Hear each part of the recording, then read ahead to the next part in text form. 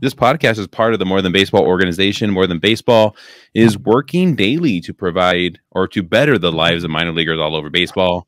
Our mission is to protect and enhance the future of our game by allowing baseball players to live better lives during and after their careers. Check them out at morethanbaseball.org. I'm super excited for my guest today, a pitcher in the Rangers organization, drafted originally by the Mets in the 10th round. Steven, am I pronouncing this right? Villines? Separate the L's, Villines. Villines. There you go. Villines. How's it going, man? Good, man. Thanks for having me on.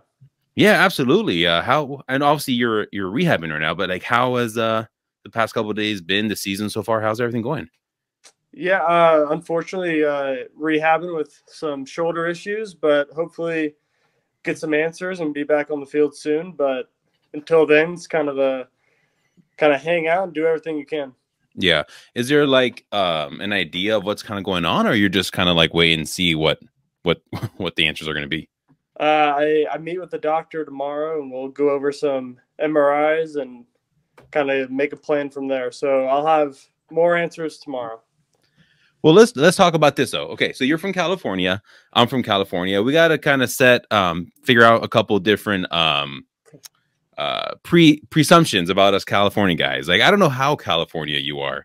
Obviously you're Southern California, and I have these, preconceptions of Southern California people growing up in the Bay Area here in California, in the San Francisco Bay Area. But like, how California are you? Like, are you a surfer? Like, what are you how California would you describe yourself? So I haven't really lived back in California since high school, but as far as how I dress, and I guess I've heard how I talk as well, I'm pretty California. So I love the beach. Tried surfing when I was younger, and it's pretty hard. I didn't stick with it, but definitely can find me at the beach anytime I'm back there. Yeah, no, for sure. Okay, so you talk about surfing and everything. I live in the Midwest now, so everyone always that's like one of the first questions they ask me when I tell them I'm from California. Like, oh, so you a surfer? I'm like, no, I don't surf. But I've been told, similar to you, that I kind of sound like a California guy. I'm very laid back, just kind of chill. So I don't know. Maybe I sound kind of California, but I don't know. Like, everyone always asks me, like, are you by the beach? Live by the beach? I'm like, yeah. I've never surfed in my life. Like, it's just, I'm not that California. Like, I've never surfed. What about this In-N-Out? Like, is that the best food chain ever, or no?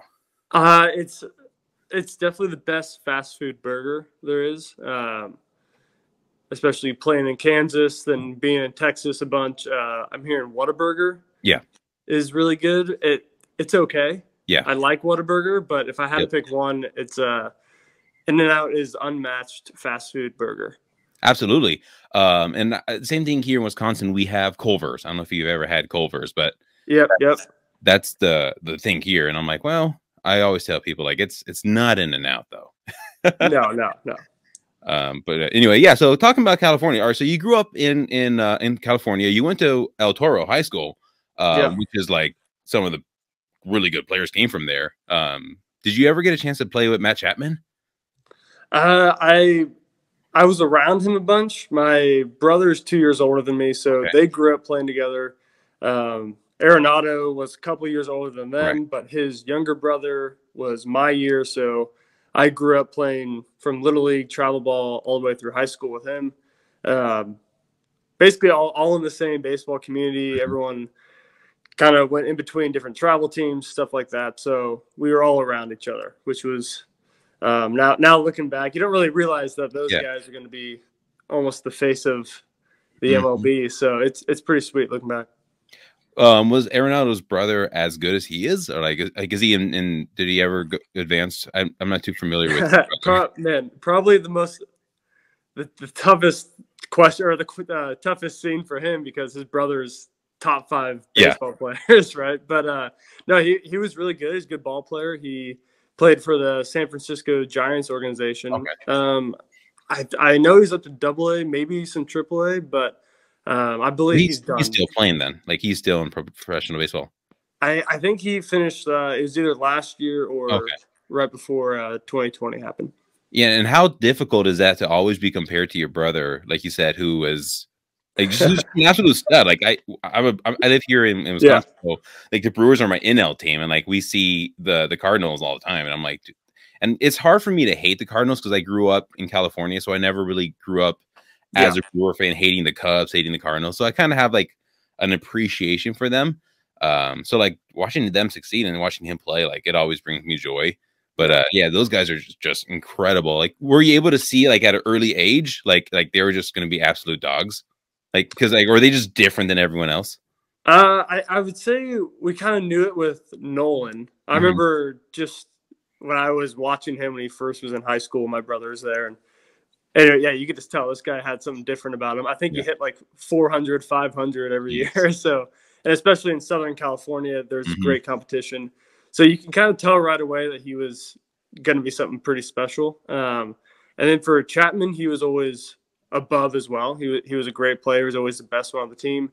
But he was more of an on-base, single, work the count type guy.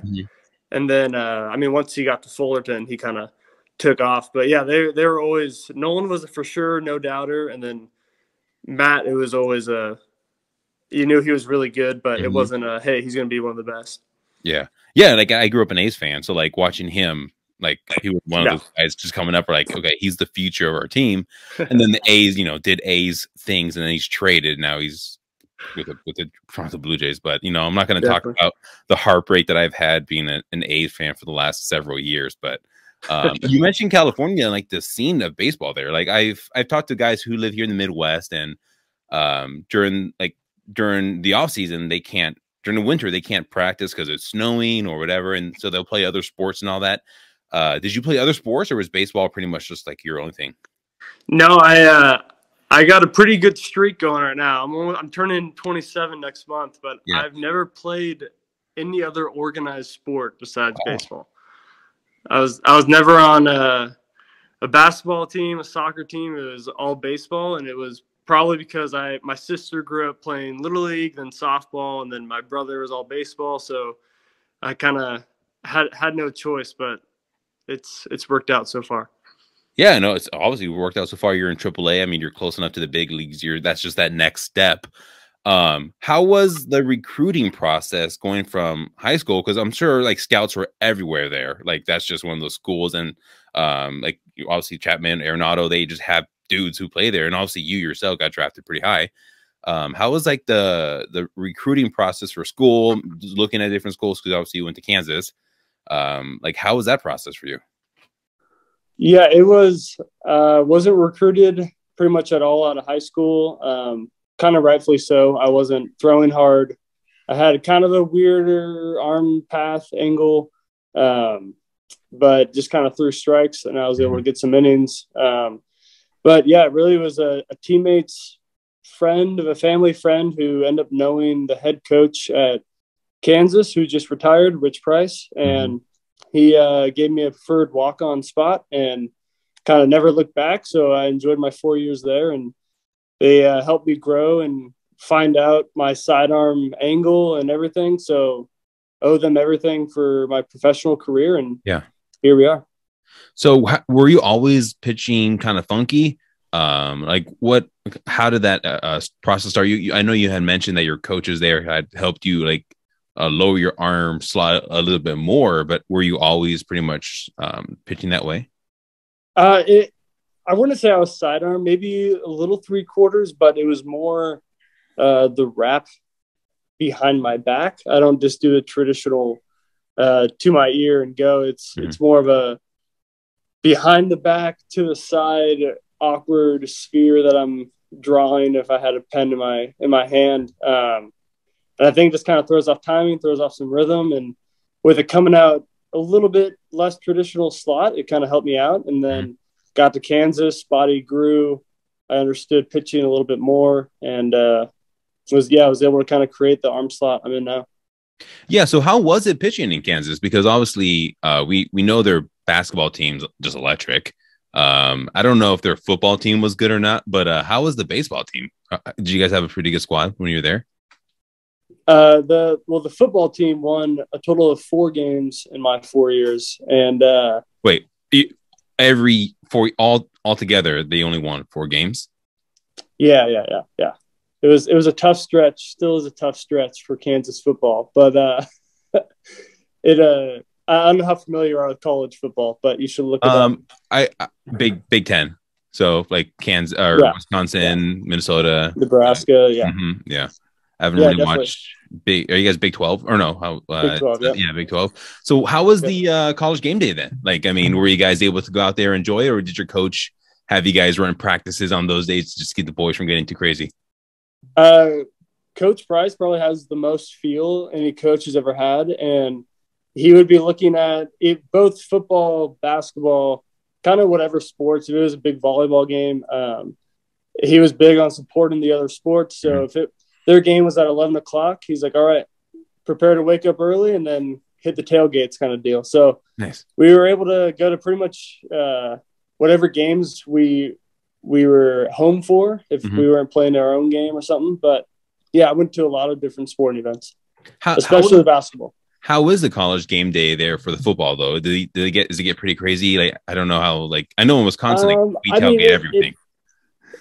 It's nothing.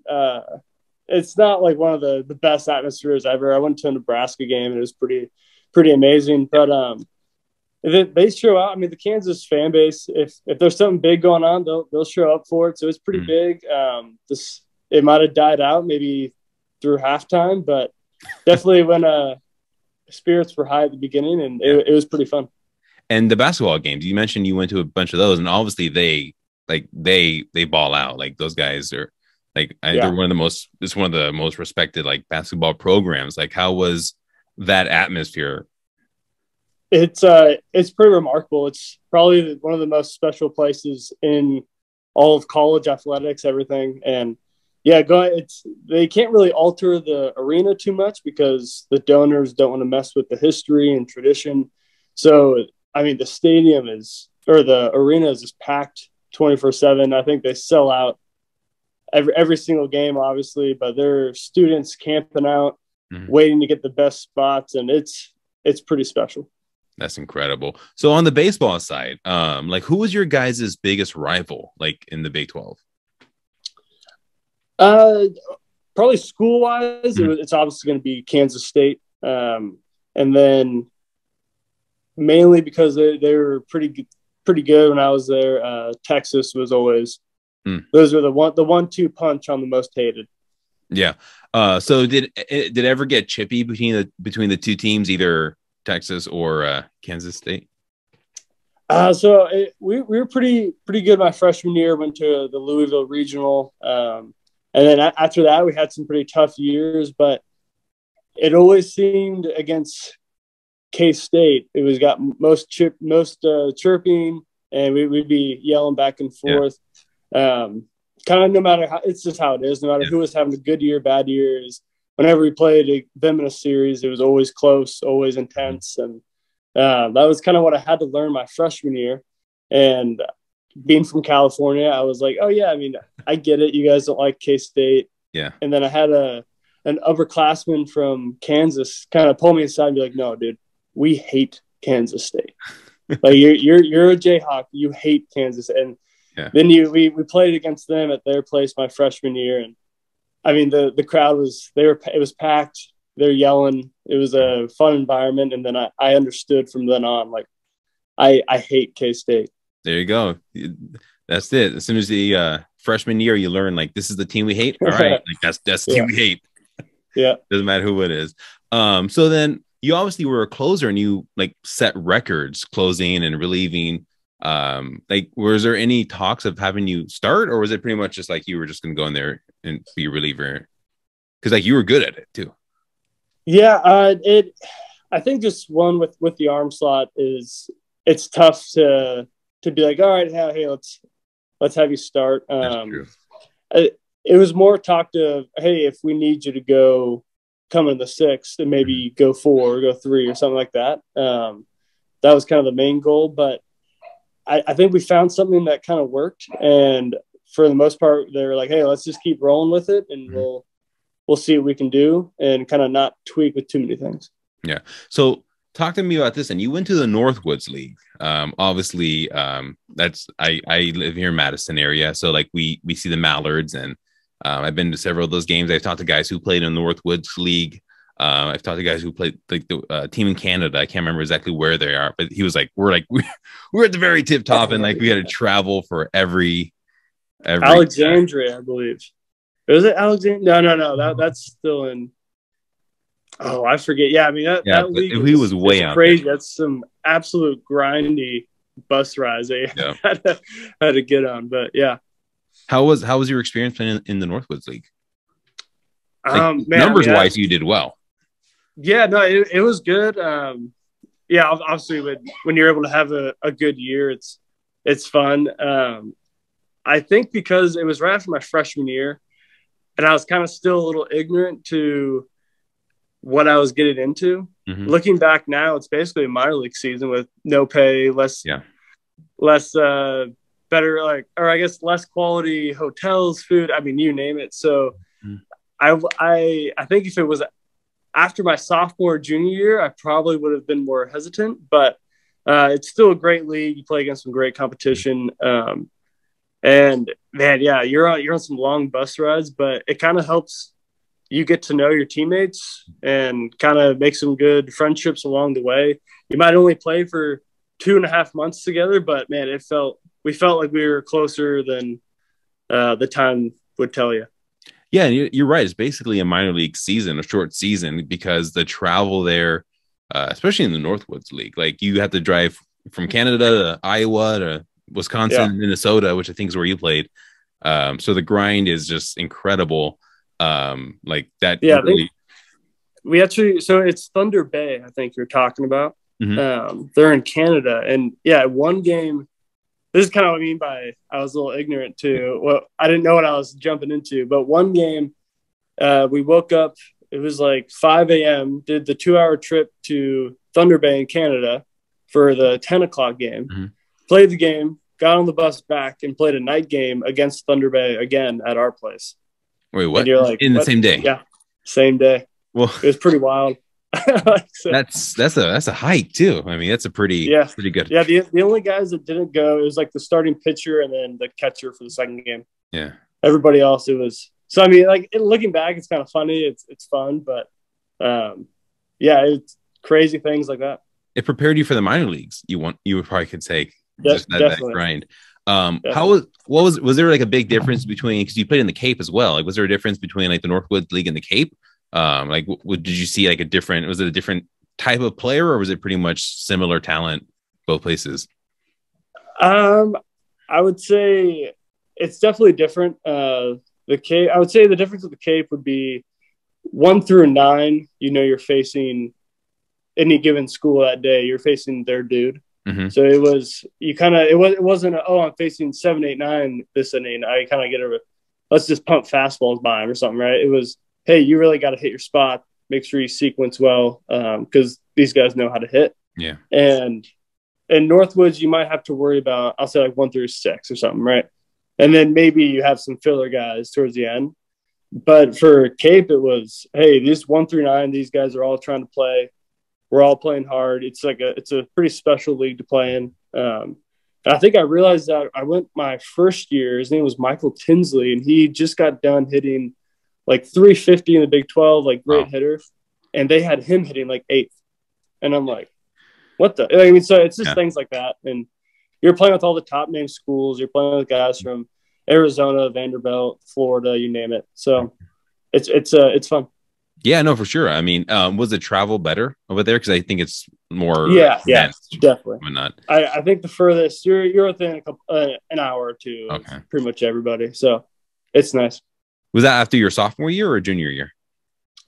I'm a rare repeat. I went after sophomore and junior year because I always say that kind of because normally guys get drafted after junior year. So I didn't, and I went back for for a second year. Do you think that helped you get drafted though? Just playing in the Cape and being able to pitch against the talent that they have there? Like obviously, like you said, 1 through 9, they're just dudes. Yeah, it definitely. Summer, it's weird. Summer ball really exposes some guys just if mainly with the wooden bat. If guys can hit with that, if guys can throw, and you get good results off that. So yeah, definitely kind of, as you said again with the Northwoods, helps you get used to a minor league season and kind of see how you do against big name college bats when they have some a wood bat and everything. So having success at the college season helped, obviously, and then backing it up during summer ball definitely helps. For sure. And then at what point the scouts, so I got this from a different guy I interviewed. He has a podcast as well, and he talks about not that if to when moment, not like if I get drafted, but when I get drafted. So when was your like if to when moment where you stop saying if I get drafted, but when I get drafted? It was probably, I would say it was maybe towards the end of my sophomore year. I probably gained about 7 miles an hour on my fastball, and that was mainly growing into the body, getting bigger, stronger. So like freshman year, I was probably sitting around like 82, 83. And then sophomore year, I think I was topping around 90 and kind of figured it out. I got hit around a little bit. I was kind of learning again how to pitch with velocity. So kind of helped me figure it out towards the end of my sophomore year, and I had some scouts talk to me. Then a coach was like, hey, make sure you keep doing this, that, because these guys are going to talk to you. And then it kind of hits you and you're like, oh, actually, I could have a chance. And then going through my junior year, had a decent year, hoping to get drafted, like always want to see what happens.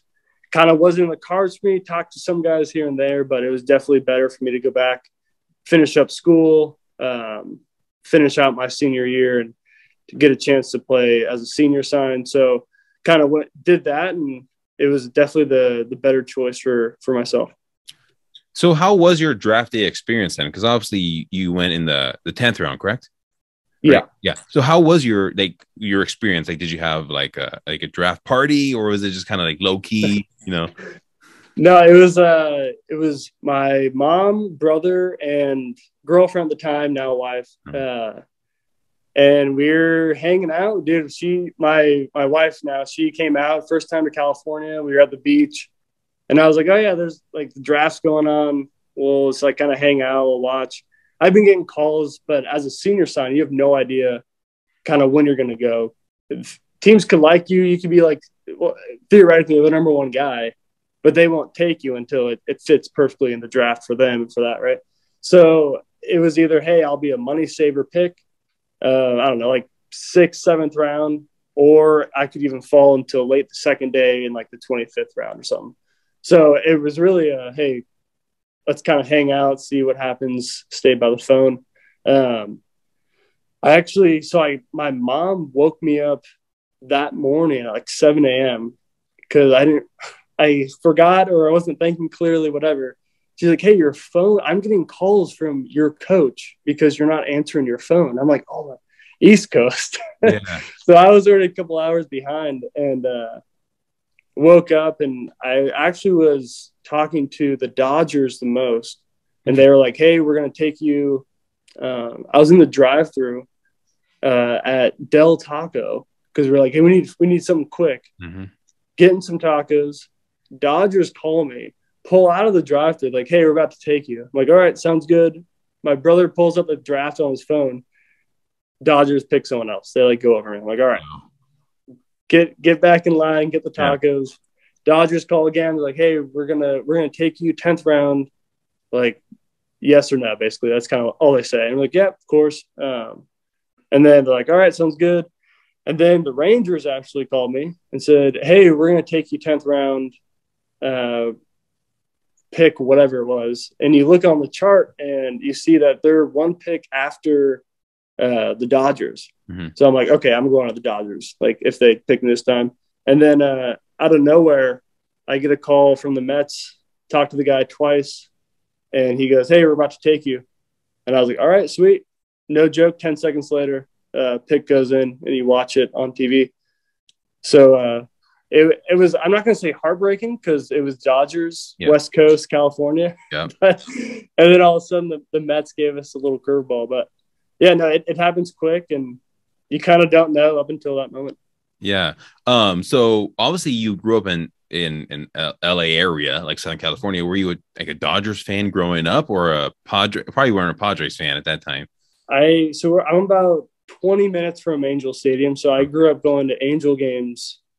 I mean, anytime, like all the time. So, but I will say I obviously like the Yankees because of how good they were growing up. Wow. So I had I had some guys roll their eyes at me, but I grew up going to all the Angel games and everything. So pretty familiar with that. Who's your favorite Angels player growing up? I know it's kind of off getting sidetracked, but like growing up, like obviously going to those games, like for me going to Oakland games, Eric Chavez was like my favorite guy to watch or play third base. I thought he was just incredible, he was awesome. Yeah, who was like someone like you just looked at and like that's the dude. The Angels kind of had at that time they had some of they just played hard and kind of played how you always envision yourself playing, right? So Sean Figgins was the man. He played middle infield. I like playing second base, so I always watched him. And then obviously Garrett Anderson was a beast as well. So probably those two are the top. And then, you can sprinkle in. I mean, they had Vladimir, they had Darren Erstad type deal. So they had a lot of guys that it was fun to watch. Yeah, so I mean that would have been sweet if you got drafted by either the Angels or the Dodgers, but the Mets, they're an organization, like they're obviously a big time organization, right? They're not, especially now with their new owner, they're not playing games. Yeah. So you get drafted by the Mets, and then you go right to the minor leagues. Obviously playing in the Big 12, it's probably a lot nicer travel, so a little bit nicer, stadiums and equipment wise. Like, did anything prepare you to go from like being a Big 12 player to, I think you went to rookie ball first, and I think you played every level, right? Throughout your yeah. If anything, it was the Northwoods that prepared you. I mean, you're grinding. You're eating some pretty bad food. It was Golden Corral takeout. Very limited selections on sandwiches, on pretty much everything. So you're staying in some rough spots on hotels. It was tough, but at the same time, you kind of laugh about it. It's kind of fun. Everyone understands how bad it is. So I was fortunate to be with a group of a lot of senior signs. So we kind of enjoyed that process together and kind of helped each other along the way. But yeah, definitely the Northwoods prepares you the most. Right. And speaking of like just being in the minor leaguers and the grind and all that, obviously this podcast is way more than baseball. They're helping out to do like housing and kind of just being an advocate for minor leaguers. You're married, so obviously now like do you live in team housing? Like, how does that work now with the new like housing like rules and stuff? Yeah, so that is a tricky part with the housing. Obviously, MLB saying, "Hey, we'll pay for the housing and everything like that." It's great. It's definitely a step in the right direction. I didn't have as big of an issue, but different guys who have kids, if you want to live somewhere else, it's kind of on you. And you have kids, your wife, you have to have a roommate. You have to have someone that's okay to do that. And if you're trying to get in a spot where it's more comfortable for your family, it is on you. They say, "Oh, well, we offered this for you, so here you go, take it. And if you don't, then you got to leave it." So it's definitely a step in the right direction. But I did see a couple guys who their families either couldn't come with them or they had to opt out of the free housing because it's just not a good situation to have your two kids and wife with a roommate on top of his wife. And it's just, so there's some little gray areas that I think could probably be addressed, but it's definitely a step in the right direction. Yeah. And you mentioned your wife, she's also an athlete. So she's a volleyball player. Who's obviously I'm sure you're both competitive. Does it get pretty competitive? Like if you're doing like family game nights or whatnot? Yeah. My mother-in-law has banned us from being on the same team. So we definitely get into games. We play a lot of card games and word games type deal, but yeah, it's fun. Yeah, no, for sure. I bet. So speaking of just life in the minors, I like talking about this one because it kind of highlights the struggles that people go through. Because I say this all the time, fans, they see the final product, right? They see their favorite player on their favorite team, but they don't see like the years of just grinding through the minors that player went through to get to the big leagues, right? So I like to kind of talk about this and kind of highlight some things. It could be funny, but it's more funny just because you're going through it as a professional, baseball player. Have you had any like funny, like minor league stories where it's like, okay, the bus broke down here, or we get to the hotel and there's no reservation for us, or something like that? I mean, yeah, we just had one where right before I went down with my injury, we're leaving the field. It's an awkward like 6:30 a.m. bus or something like that, and bus driver read the email wrong, and there's a miscommunication or something. So he shows up 30 minutes late. He's like, "All right, everybody get on." There's like two buses, so half the team's already on bus one. Everybody else hops on bus two, and we're leaving outside of our complex, and our bus driver goes through a tight squeeze. There's a big bus parked there or something, and ends up taking off our side mirror. And he stops the bus. Everyone kind of like, what's going on? It's also 6 a.m. Yeah. Everyone stops, and he looks out and he goes, "Yep, the mirror's gone. Get off."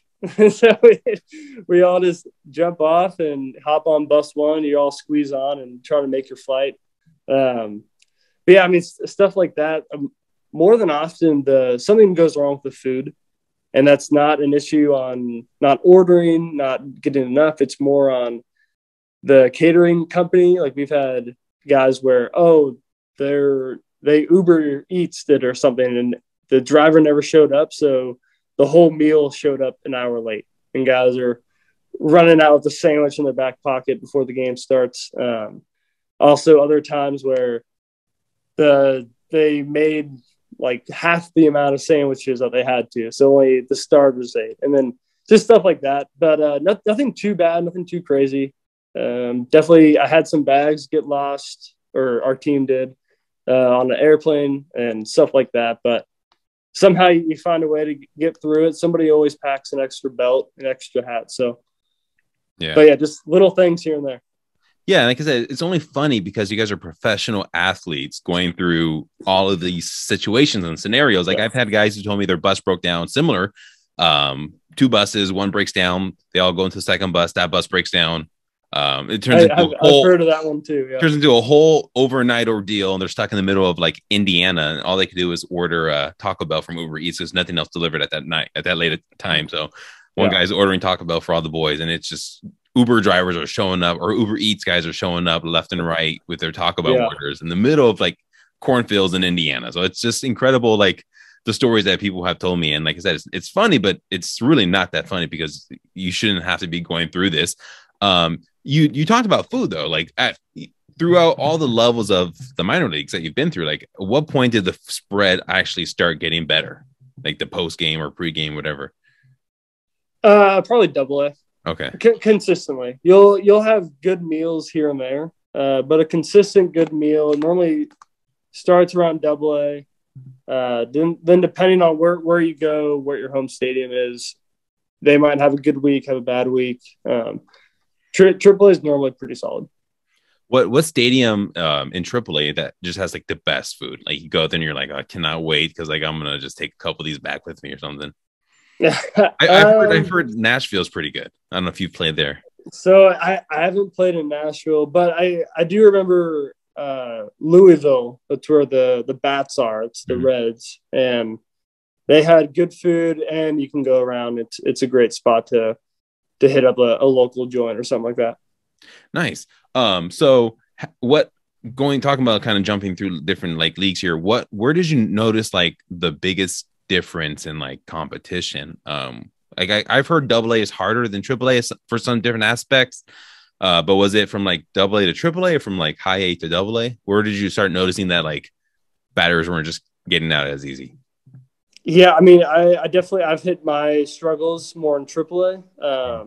So hopefully coaches go with your thought of double A is harder. Yeah. But no, I definitely hit a roadblock at some point. You're going to, unless you're probably one of the best pitchers. If you don't, a lot of guys I've played with, y'all stumble upon one thing that happens.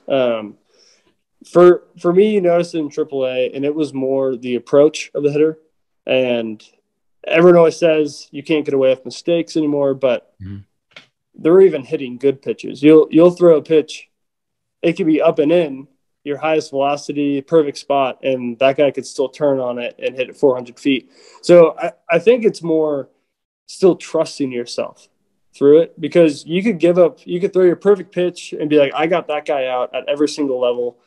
And now AAA, this guy takes it deep. And you could be like, is that a problem with my pitch? Is that a problem with this? And it's just what it is. Like that guy just got one. You could throw that pitch 10 more times, the next 10 guys will get out. So I think it's more of a mental understanding that, hey, you still have what it takes, still got it, and just believing that, hey, that pitch is going to get somebody out.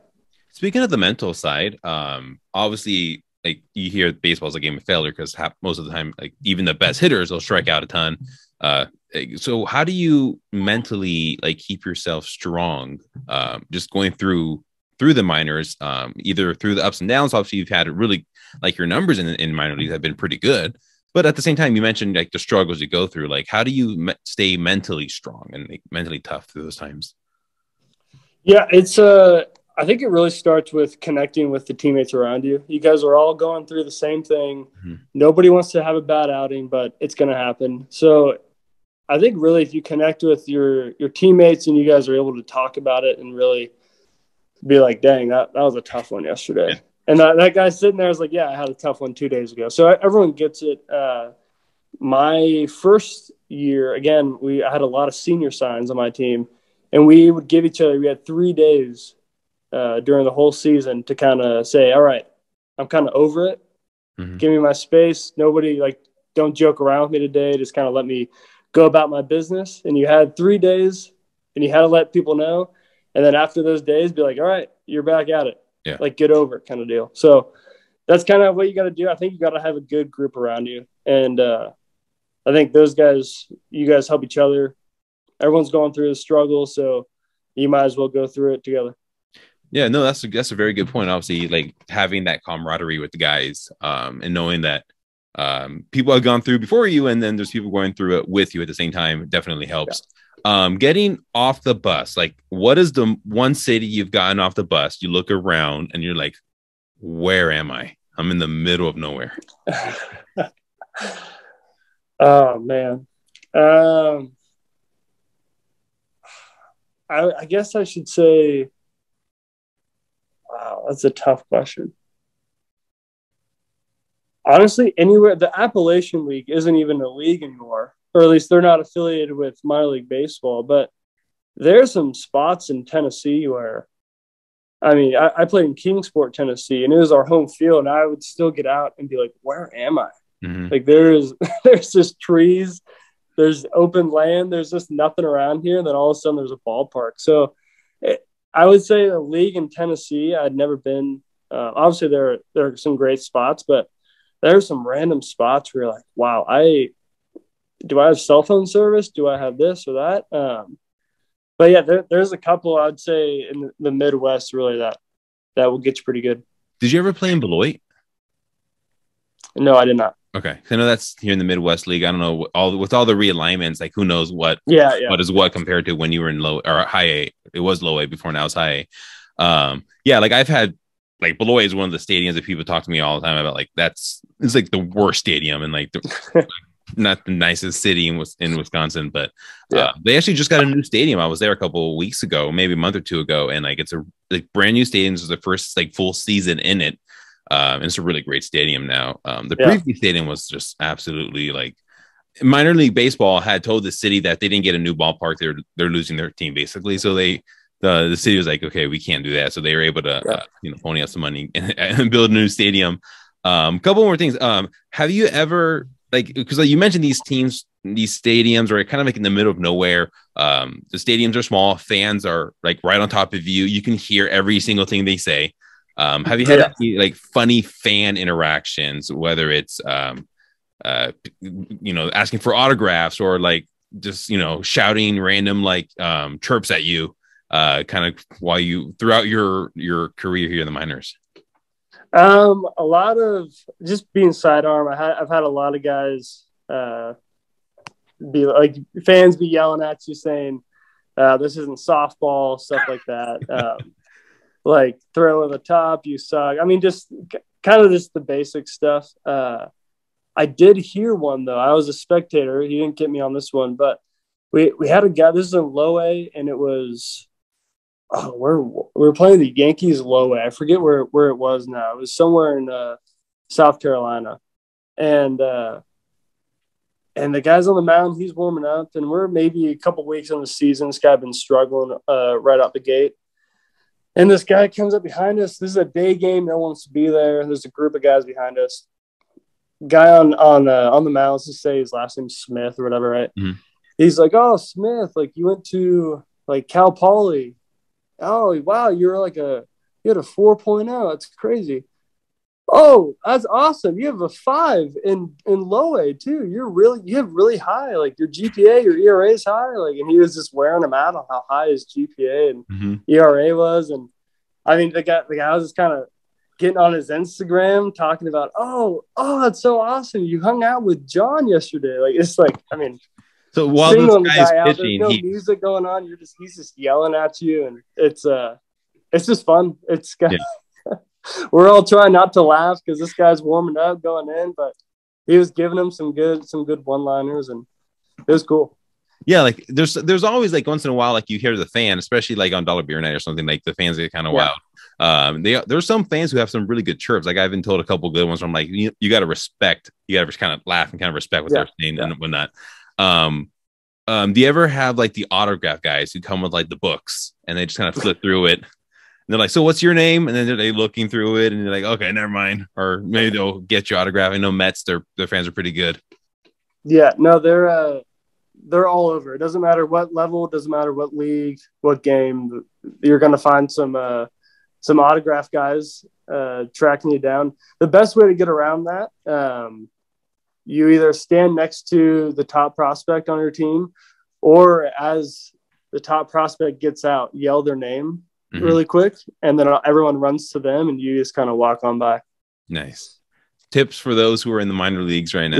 Yeah, those are the two biggest. Who was like the number one? Yeah, who was the number one guy like who like I guess maybe this year here in AAA for the Rangers now? Like who's maybe the one guy who gets just hounded like nonstop?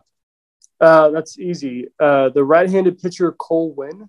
Okay. He is a first rounder in 18, and I mean he's the real deal. He'll be up in the big leagues probably at the second half of this year, and he'll probably have a 15-year career. So he's definitely seeked out the most by all autographers. Yeah, that's crazy. I can't even imagine just being him everywhere you go. He probably can't go anywhere in anywhere where your guys play just because like everyone just knows who he is, just being such a high profile pick and whatnot. Yeah. No, it's I mean he has fun. We're close, we're friends, so he has fun with it, and he'll either try to put on some glasses or try a different jacket or do something to see if he can sneak on by, and he normally gets picked out pretty quickly. Wow. So he has to get the fake glasses or the glasses on. Maybe she get like one of those fake mustaches and walk out and see if we'll see. Yeah, definitely. It's at some point he has fun with it. You just kind of gotta joke around. Guys will give you a hard time, but it's all in good fun. Yeah, for sure. You have to help me out, try to get him on the podcast. That'd be fun to have him come on and talk to him. Definitely. For sure. Okay. Well, last thing I want to talk about is actually two things. So you get traded. Like, how was that? How did you find out you got traded to the Rangers, obviously from the Mets, not a year or two ago? Like, how was that situation played out? Yeah, it got traded like last week of the regular season in 2020. So it was pretty weird just because we were training. I wasn't at the alt site. I was just throwing live BPs to high school kids in Arizona and trying to stay in shape. And then I was up early. I had my alarm set for like 8:00 for church. It was Sunday morning. Mm-hmm. And then I get a call at like 7:30. So I was kind of upset that I was getting woken up this early by a call. It's our head director at the time. And I answer the phone. I'm like, hello? Like kind of upset. Like, what do you want? And he's like, hey, like Steven, sorry to wake you. like we want to like thank you for your time with the Mets. We just traded you to the Texas Rangers, and it's kind of all right. Like thanks. He goes, yeah, you'll watch your phone like someone will be reaching out to you, and it's done. My as quick as that. Like your time with the Mets is done, and then sure enough, within like an hour, I got a call, and yeah, you're a Texas Ranger just like that. And I mean, obviously, the Texas Rangers they have a ton of good talent, like the draft picks that they've had. Obviously, the last couple of years in drafting pitchers and whatnot, and they obviously signed Simeon to a big deal, and Seager, I think, right? Seager also Yeah, big yep. deal. So they got plans on competing, obviously. So yeah, I mean, just hopefully, like I said, you're in the AAA. Hopefully, you make your major league debut. Hopefully this season, depending on like, I mean, hopefully we get good news, coming up here with the Army and whatnot. But when you're not pitching, like, what do you do for fun? Like, do you golf? Are you a gamer? Like, what do you do when you're not pitching or working out? Yeah, I like golfing, like gaming. I just got married this past off season, Congrats. so I was busy with kind of all that. Thank you. Also got a year old golden retriever. His name's Finn, and then I got a little kitten at the same time. His name's Post Malone, and so they're a handful. Got them both when they were like 3 months old.